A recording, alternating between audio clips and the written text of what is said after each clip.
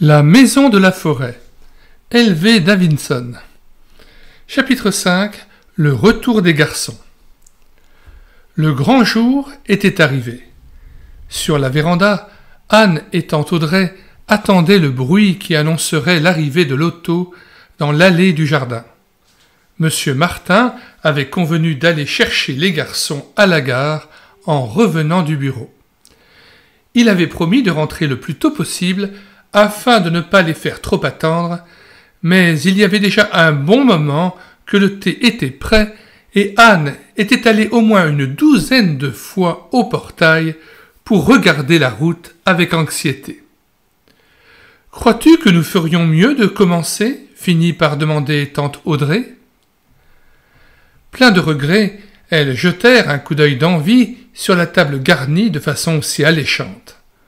On y trouvait des macarons à la noix de coco, les biscuits préférés de Philippe et un certain gâteau au chocolat que Guy aimait plus que tout autre cake. « Attendons encore 5 minutes. » Anne n'avait pas terminé sa phrase qu'un coup de klaxon prolongé les fit se lever d'un bond. « L'auto, enfin !» Le moment critique des salutations se déroula sans incident. Les garçons étaient bien élevés et madame Martin n'attendait d'eux qu'une bonne poignée de main. Personne n'eut l'air de voir la froideur nettement marquée de Philippe envers sa sœur. Il la repoussa délibérément quand elle s'approcha pour l'embrasser, tandis que Guy se prêta de bonne grâce à ce genre de démonstration que semblaient affectionner les femmes, de la mollasserie entre guillemets, comme il le claironnait en privé. Tout le monde s'assit pour le repas, auquel du moins les garçons firent grand honneur. Anne eut de la peine à avaler les premières bouchées. Très sensible, la rebuffade de son frère l'avait atteinte en plein cœur. Comment allait-elle pouvoir supporter ces longues vacances si Phil persistait dans cette attitude ? Elle avait échafaudé tant de projets plus merveilleux les uns que les autres. Elle refoula avec énergie les larmes qui lui picotaient les yeux. Ce serait le comble d'être accusée de se conduire comme un bébé. Cependant, elle avait déjà appris qu'elle pouvait à tout moment s'adresser à un tout-puissant ami pour n'importe quel besoin, grand ou petit. Il la comprendrait toujours dans son amour et elle éleva son cœur vers lui. « S'il te plaît, Seigneur Jésus, aide-moi !» Ce fut tout, mais suffisant pour la fortifier et la calmer, et elle se joignit bientôt à la conversation. Imaginez-vous que Dinah, la chatte tant aimée de la salle d'études, avait eu une portée de chatons, les plus mignons qu'on ait jamais vus. Tout en parlant, elle ne cessait d'observer à la dérobée les réactions de ses frères envers tante Audrey. Nul doute qu'ils interprétaient leurs promesses comme elle l'avait fait elle-même. À ses questions sur l'école, ils se contentaient de répondre par monosyllabes. Après le thé, elle ne put avoir ses frères pour elle seule. Philippe était assez grand pour dîner avec les grandes personnes, et tante Audrey demanda d'étendre ce privilège aux deux autres pour cette première soirée. Anne eut l'impression que, bien qu'il ait immédiatement consenti, son père n'était pas très content de cet arrangement. Elle-même aurait préféré de beaucoup un souper entre trois dans la salle d'études. Après le repas, ils jouèrent tous ensemble au salon. Comme c'était amusant. Quelques jeux étaient un peu trop difficiles pour Anne, mais les garçons, pleins d'enthousiasme, entrèrent en compétition avec leur père et leur belle-mère dans un jeu plutôt compliqué avec papier et crayon lorsque, l'heure étant passée depuis longtemps, la petite fille fut envoyée au lit.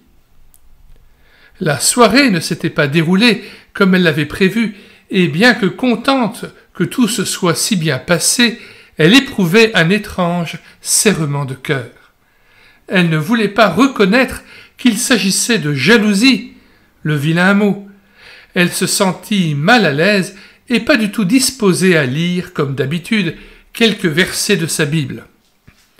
Chaque dimanche, oncle Dick notait les lectures à faire pendant la semaine. Il lui avait donné un petit carnet pour y écrire ses remarques ou ses questions afin d'en parler ensemble le dimanche suivant. Ce soir-là, elle se déshabilla avec lenteur et, se mettant au lit, tourna presque à contre-cœur les pages jusqu'au signet glissé dans les Éphésiens. Elle pâlit un peu en lisant les 7 premiers versets du chapitre 4.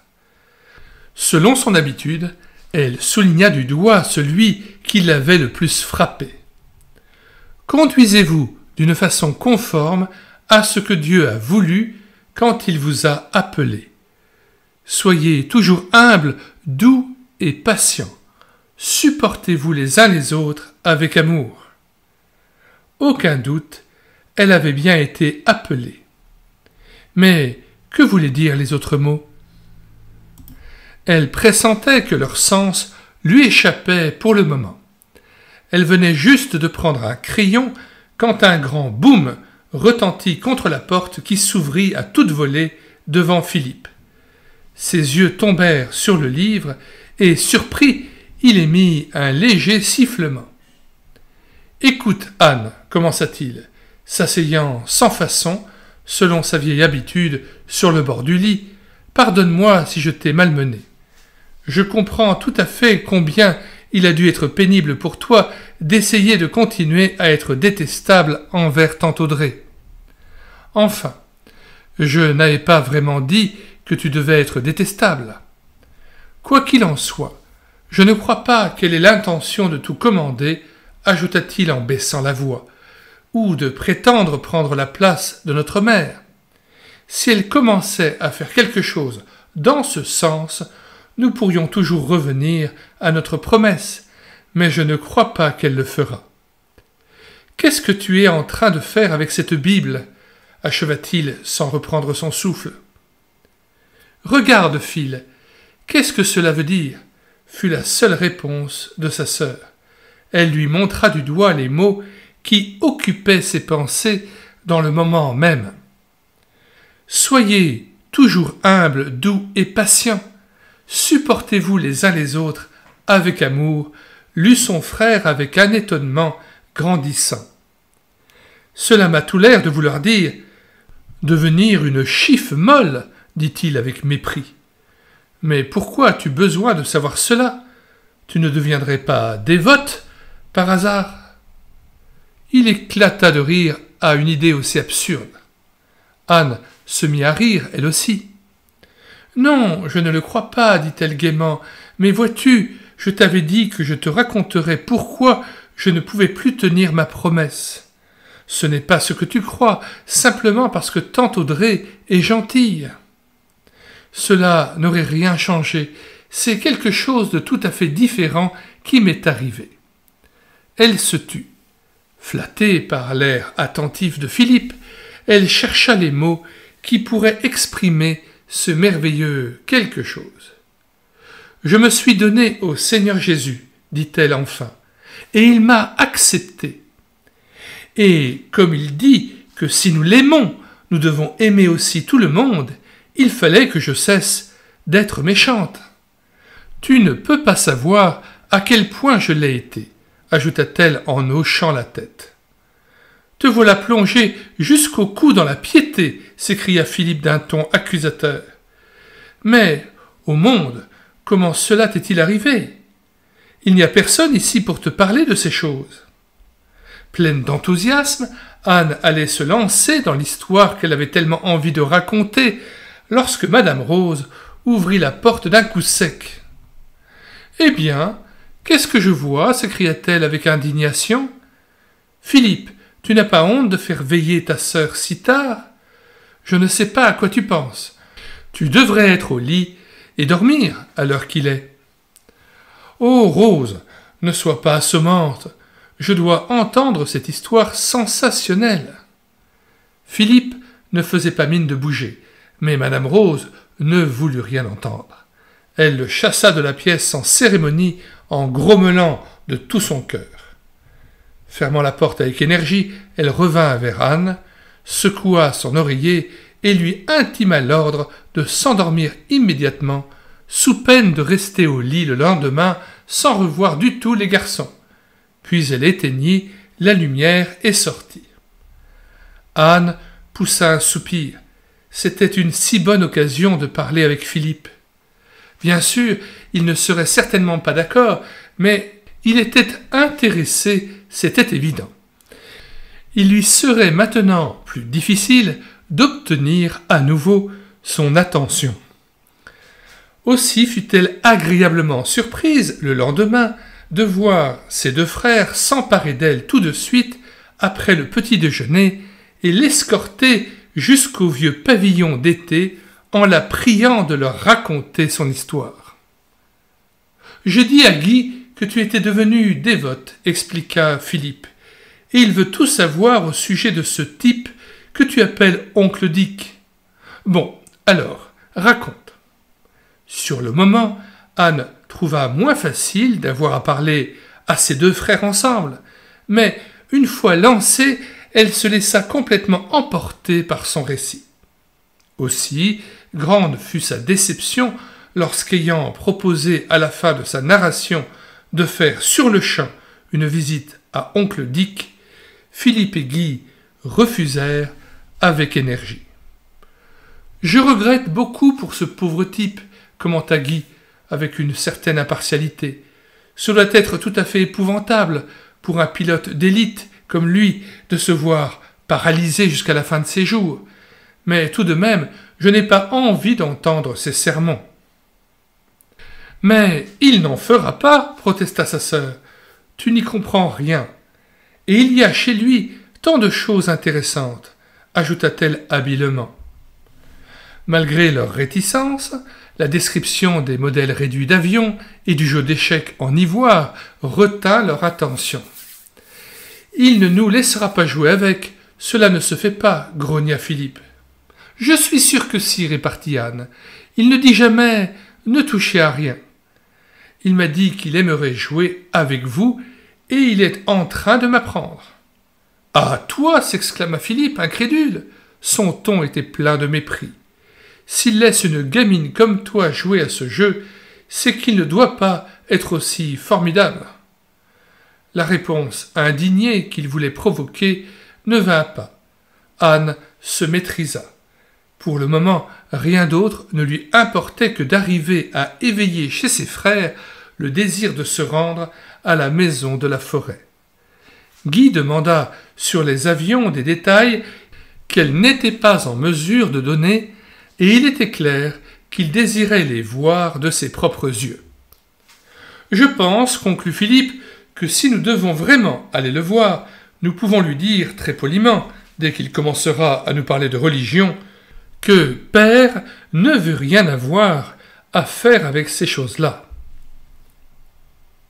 Au fait, le sais-tu, Anne » ajouta-t-il d'un air sévère en se tournant vers sa sœur. « Non, je sais qu'il ne va pas à l'église, mais ce n'est pas la même chose. Il ne peut pas vouloir m'empêcher d'avoir le Seigneur Jésus comme ami, n'est-ce pas » demanda-t-elle candidement. Les deux garçons se regardèrent embarrassés. « C'est la même chose, dite autrement. »« Quel bébé tu es, Anne » dit Philippe, qui se hâta d'ajouter devant l'expression attristée de sa sœur. « Peu importe comment tu appelles ça, pourvu que tu ne poses pas à la petite sainte. Peut-être irons-nous voir une fois ce type, mais qu'il ne s'attende pas à nous entortiller avec ses histoires comme il l'a fait avec toi.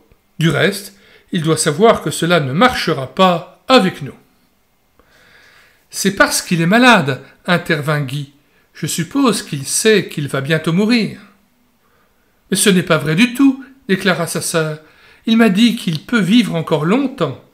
Seulement, il ne pourra plus jamais marcher. »« C'est vraiment moche, » s'écria Philippe, et les deux garçons s'échappèrent. Il fallut attendre une bonne semaine avant qu'ils consentent à se rendre à la maison de la forêt. Anne surmonta son impatience et sa déception du mieux qu'elle put.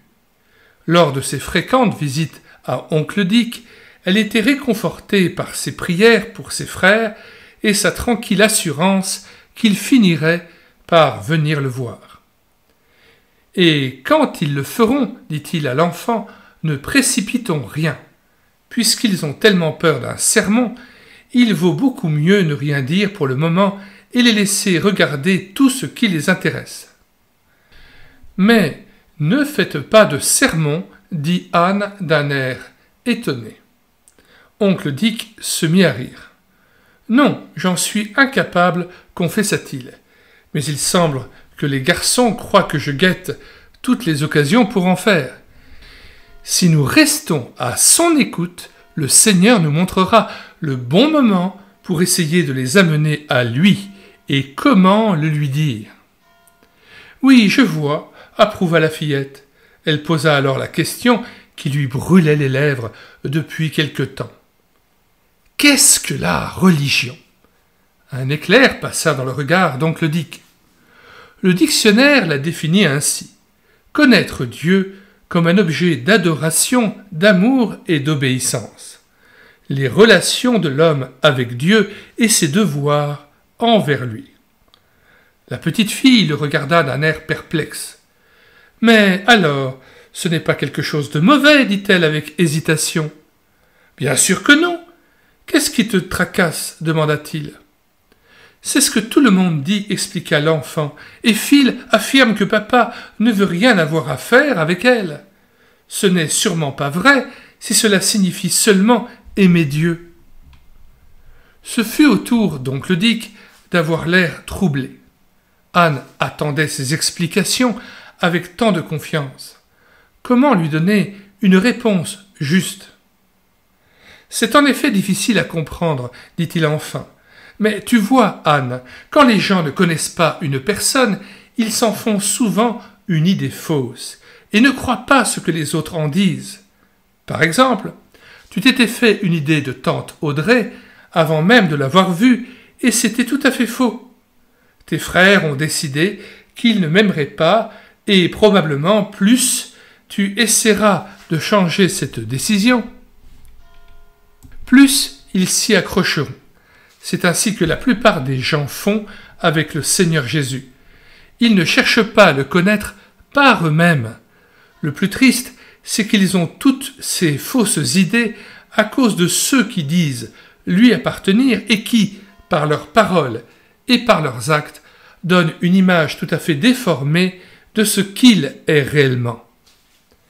Il saisit la Bible qu'il avait toujours à portée de main et l'ouvrant au chapitre 5 de 2 Corinthiens, il lut le 20e verset. « Nous faisons donc les fonctions d'ambassadeurs pour Christ, comme si Dieu exhortait par nous. Nous vous en supplions, au nom de Christ, soyez réconciliés avec Dieu. » Un ambassadeur va dans un pays étranger pour y représenter son gouvernement. Il en existe dans le monde entier. Ils doivent se montrer dignes de la confiance qui leur est faite en se conduisant avec sagesse et en veillant à l'honneur et aux intérêts de leur patrie.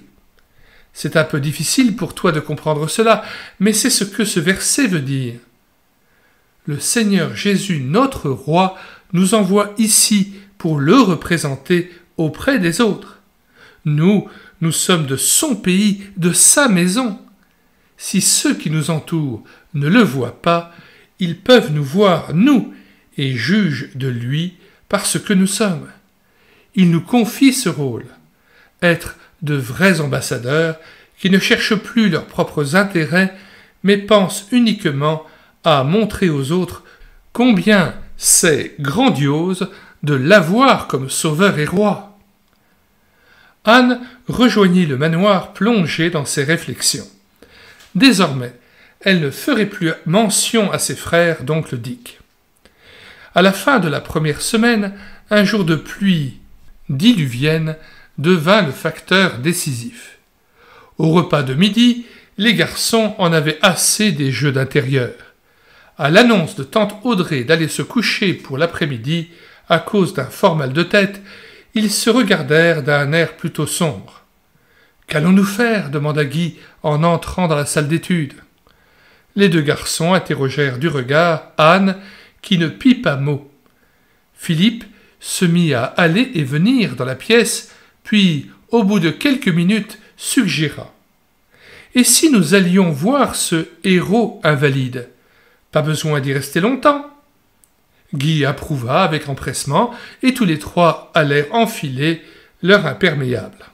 « Crois-tu qu'il sera choqué de nous voir arriver sans nous être annoncé? Demanda Guy en chemin. « Non, certainement pas. Il va se réjouir de nous voir, lui assura sa sœur. En tout cas, veille à nous présenter en bonne et due forme, et dis bien que c'est toi qui veux que nous venions, intervint Philippe d'un ton de commandement. Anne se demanda si elle saurait faire ce genre de présentation, mais elle garda ses réflexions pour elle. Depuis quelque temps, elle ne sonnait même plus en arrivant à la maison de la forêt. Aussi surprit-elle ses frères par l'assurance avec laquelle elle tourna la poignée de la porte et pénétra dans le hall. « Enlevez vos impairs, commanda-t-elle, tout en s'avançant vers l'intérieur pour frapper à la porte du salon. Un vibrant « Entrez !» lui répondit. Elle s'élança vers le divan et glissa fébrilement dans l'oreille de l'invalide. « Les garçons sont là! C'est formidable! Amène-les, dit-il cordialement. Philippe et Guy, embarrassés, s'avancèrent sur la pointe des pieds. Bien qu'ils aient été avertis que M. Petermann était défiguré, Guy ne put s'empêcher de détourner rapidement les yeux. Ils s'absorbèrent aussitôt dans la contemplation des modèles réduits, et Guy, la permission obtenue, ne tarda pas à les tourner et retourner pour les examiner de près. Les questions fusèrent, et pendant ce temps, Philippe et oncle Dick s'installèrent pour une partie d'échecs. Philippe y était très fort. À plat ventre sur le tapis, Anne, tout en feuilletant avec délice un grand album de belles photos, prêta l'oreille aux bribes de propos échangés entre les joueurs. Au bout d'un moment, oncle Dick l'interpella. « Anne, voudrais-tu aller demander à mademoiselle Jeanne de préparer le thé pour nous tous ?» Anne sauta sur ses pieds, mais glissa un regard trahissant le doute vers Philippe, qui ne manqua pas d'intervenir. « Merci beaucoup, monsieur, mais nous ne voulons pas vous importuner. De toute façon, nous sommes attendus à la maison pour le thé. » Comment manœuvra oncle Dick, Anne ne le comprit pas tout à fait. Il se rouillait à ne plus jouer, et c'était un tel stimulant d'avoir un partenaire à la hauteur. Finalement, il retint Philippe, tandis qu'elle et Guy rentrèrent à la maison pour expliquer son absence. Après quelques pas, Guy rompit le silence. « C'est certainement un type étonnant. Je ne peux pas comprendre comment il peut arriver à être comme il est, avec cet horrible visage, et sachant qu'il ne pourra plus jamais marcher. » Il frissonna. Très sensible à la beauté, la vue de toute laideur le faisait reculer. « Il ne semble pas aussi religieux que je le pensais, » ajouta-t-il d'un ton pensif. « Je ne trouve pas son visage horrible, » s'écria sa sœur. « Alors, tu dois être aveugle, » rétorqua Guy. Philippe ne revint que tard dans la soirée. Il était étrangement tranquille et pas du tout disposé à donner ses impressions sur M. Petermann, ni à raconter comment la soirée s'était déroulée. Tout en se préparant à aller au lit, Guy le questionna. « Tu n'as quand même pas joué aux échecs tout le temps ?» Son frère se contenta de secouer la tête. « Alors, qu'as-tu fait ?» insista Guy. « Oh, seulement causer !» répondit-il d'un ton sans réplique. Et après un bon moment de silence, Guy explosa. « Bon, n'importe comment, j'espère que tu n'iras pas le voir souvent. Il a plein de choses intéressantes, mais son visage fait peur. » Comme si cela avait de l'importance. Ne fais pas l'âne. Philippe se mit au lit. Guy resta sur sa faim, mais ne put rien faire d'autre que de laisser tomber la conversation. Au cours des semaines suivantes, son frère lui faussa compagnie à plusieurs reprises. Il le soupçonna fortement de passer beaucoup plus de temps à la maison de la forêt qu'il ne voulait bien le dire. Il s'y était rendu lui-même 2 ou 3 fois. Il aimait jouer avec les modèles réduits. Les histoires de M. Peterman sur sa vie dans la Royal Air Force pendant les journées mouvementées de la guerre le fascinaient. Toutefois, sans pouvoir analyser un curieux recul, une certaine répulsion, il gardait ses distances envers son hôte. Monsieur et Madame Martin partirent en Suisse et les enfants furent beaucoup plus livrés à eux-mêmes. Anne continua à passer ses après-midi de dimanche avec oncle Dick, et ses instants d'intimité, les seuls qui lui restaient désormais, lui devinrent plus précieux que jamais. Guy s'ennuyait ferme. Aucun garçon de son âge au village, parmi les familles de sa connaissance.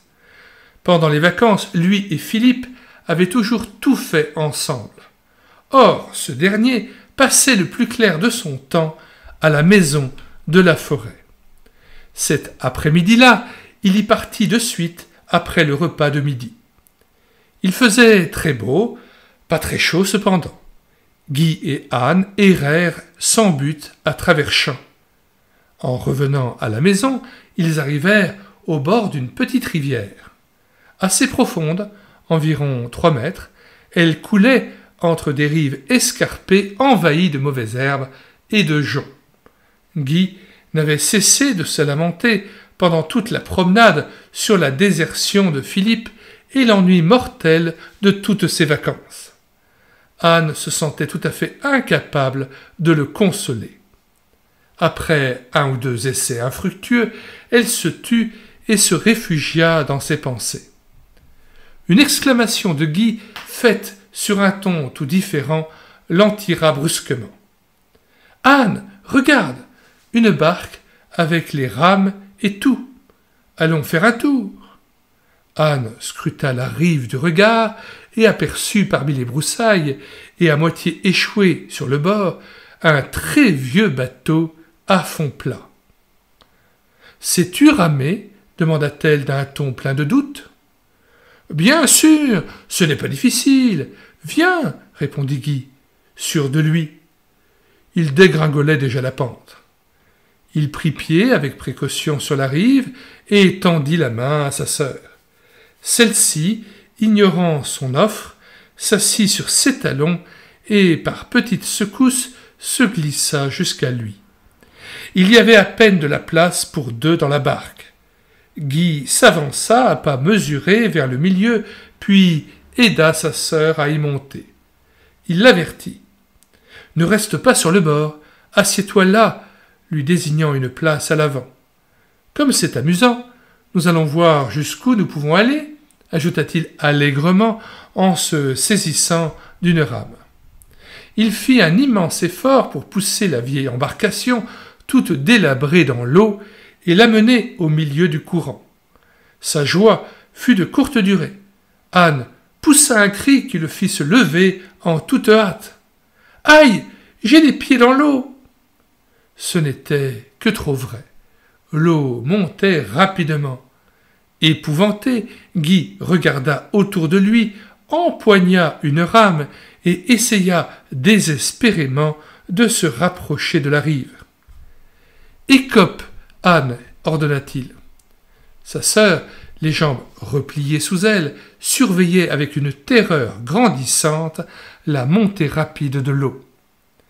Elle n'avait aucune idée de ce qu'écoper voulait dire, et l'aurait-elle su, cela n'aurait rien changé, car elle n'avait rien pour le faire.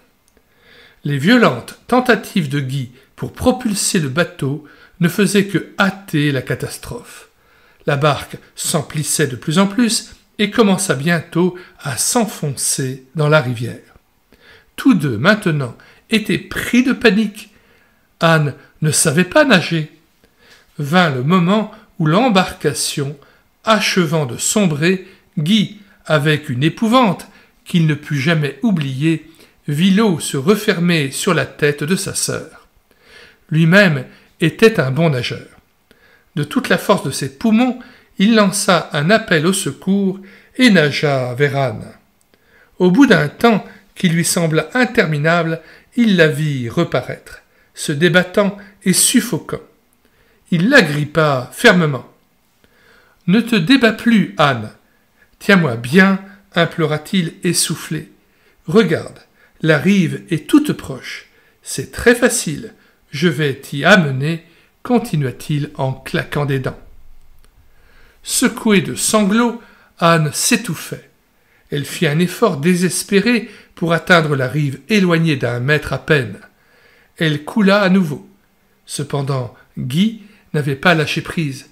Il lui semblait que sa poitrine allait exploser, car il était souvent submergé.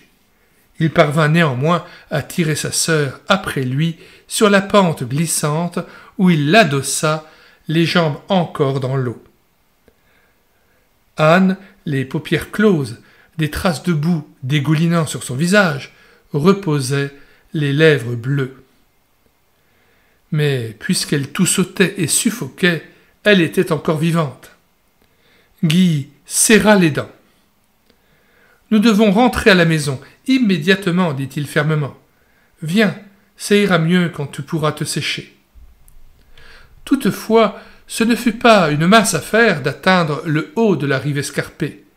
Anne semblait vidée de toute force, et Guy s'impatienta, alarmé par ses efforts infructueux. Lui-même grimpa avec peine. Ils n'étaient chaussés que de vieux tennis, et l'un d'eux était resté enfoncé dans la boue au bord de la rivière. Les ronces déchirèrent son pied nu. Il s'en aperçut à peine, préoccupé qu'il était par l'étrange inertie de sa sœur. Après tout, elle n'était qu'une petite fille, toute menue, à côté de lui un garçon, et un garçon bien bâti. Gêné par ses vêtements alourdis par l'eau, il tendit toute son énergie et parvint, après une lutte acharnée, à l'amener au sommet, saine et sauve. « Dépêchons-nous maintenant, grouille-toi, implora-t-il, en s'essuyant le visage avec la manche trempée de sa chemise. Il la prit par la main, ils essayèrent d'avancer aussi vite que possible, mais ils trébuchaient à chaque pas. Le sentier paraissait interminable. Anne tombait sans arrêt, et il lui fallait la relever sans cesse. Il s'arrêta plus d'une fois pour la laisser vomir, car elle avait avalé une quantité impressionnante d'eau boueuse. Guy commença à s'alarmer sérieusement. Aucune âme en vue. Il n'y avait rien d'autre à faire que de continuer à marcher péniblement. Quand ils atteignirent enfin le manoir, ils étaient complètement épuisés. Ils entrèrent par la porte de derrière et ne trouvèrent personne à la cuisine. Guy installa sa sœur sur une chaise basse, la cala avec un coussin et partit à la recherche de Madame Rose. Cette dernière resta bouche bée en le voyant, mais il arrêta net le flot de questions qu'elle commençait à déverser sur lui. « Descends et viens voir Anne, ordonna-t-il. Elle est dans la cuisine. » Madame Rose le retint alors qu'il se préparait à l'accompagner. « Va tout de suite prendre un bain bien chaud, commanda-t-elle. « Misère, dans quel état tu t'es mis? Dépêche-toi. » Elle n'était toutefois pas préparée au spectacle qu'offrait Anne dans la cuisine. La fillette, tassée sur sa chaise, les lèvres bleues, les traits tirés, n'arrêtait pas de tousser. Madame Rose ne posa pas de questions. Elle appela Catherine à grands cris et la pria de préparer des bouillottes et des couvertures chaudes. Puis elle déshabilla l'enfant et l'enveloppa dans une couverture, la porta dans la salle de bain où elle ordonna à Guy de lui laisser la place tout de suite. Ce ne fut qu'après avoir bordé les 2 enfants dans leur lit, et qu'Anne, la respiration encore sifflante, ait sombré dans un profond sommeil, qu'elle se fit raconter toute l'histoire. Guy avait déjà pris une boisson chaude, mais il réclamait son goûter. À part une grande fatigue, il se sentait tout à fait bien, et il jouissait de se détendre au lit et d'être servi. La colère que piqua Madame Rose le tira très vite de son bien-être. « Anne a failli se noyer, gronda-t-elle. Et alors tu aurais eu sa mort sur la conscience. Même maintenant, nous ne savons pas encore comment elle va s'en tirer. Elle a avalé assez de cette eau immonde, un véritable poison, pour en mourir. Tu avais perdu la tête pour faire une chose pareille. Quel dommage que ton père ne soit pas là. Si je ne me trompe, tu aurais reçu ce que tu mérites. De toute façon, il le saura. » Et elle continua sur ce ton. La contrition de Guy fit place à un sentiment de colère.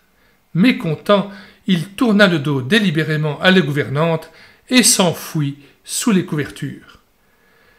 Il en fut tiré par le pas d'un homme montant les escaliers. « Qui est-ce » demanda-t-il. « Ce doit être le docteur. » Madame Rose était déjà à la porte. Guy, cette fois-ci, prit peur. « Rose, viens ici, appela-t-il. Dis, Anne n'est pas vraiment malade. »« Mais bien sûr que si. Qu'est-ce que tu crois ?» fut la réponse indignée, et la porte claqua. Toute l'assurance de Guy s'envola d'un coup. On ne voyait pas souvent le docteur au manoir. Pour lui, sa présence ne pouvait signifier qu'un malheur. Il savait sa sœur délicate de santé, mais comme sa maladie datait d'avant la mort de sa mère, il n'y avait pas attaché une grande importance. Un sentiment de détresse l'envahit. Et s'il arrivait vraiment quelque chose à sa sœur après cette escapade? Il s'attendait au pire. Cela ressemblait bien à Madame Rose de le laisser dans l'huile bouillante. Il sauta du lit, attrapa sa robe de chambre et alla se poster dans le couloir à la porte de la chambre de sa sœur. Cette visite n'en finissait pas. Cela devait être grave. Il avait de plus en plus peur. Enfin, la porte s'ouvrit. Le docteur, un petit homme, entre deux âges, paraissait sympathique. Madame Rose, étonnée, retint une exclamation indignée. « Qu'y a-t-il » dit le docteur. « J'allais te voir. Comment te sens-tu » Guy, ignorant cette question qu'il jugea sans importance, demanda d'une voix tremblante. « Anne est-elle très malade » ? « Retourne au lit, » répondit le docteur avec bonté. « Anne ira bientôt très bien. C'est seulement toute cette eau boueuse qu'elle a avalée qui lui fait mal. » Quand, un peu plus tard, Madame Rose lui apporta un bon goûter sur un plateau, elle ne le gronda plus. Il mangea de bon appétit et, à sa grande surprise, s'endormit presque de suite avec un soupir de soulagement.